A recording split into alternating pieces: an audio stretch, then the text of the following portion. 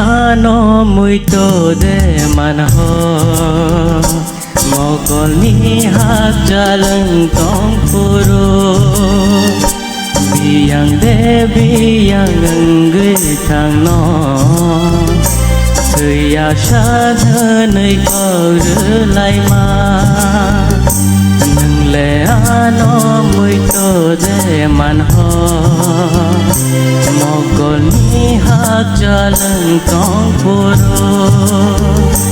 biyang de biyang ngui thang no thời ya sa nơi có lại mà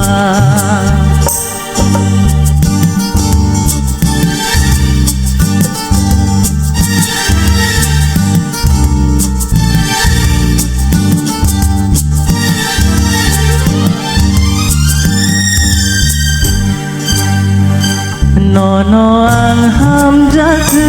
ano hate hamzat ko bashi mi shawi de khar ya tonka khano me the bon bande na bagain khano me the bon bande na bagain nang le ano muito de man ho mogol ni hak jalan tong puro biyang de biyang ngui thang no thời ya sa nơi có lại mà nâng lệ ano muito de man ho mogol ni hak jalan tong puro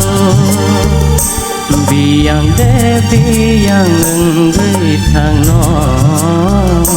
thời ya sa nơi có lại mà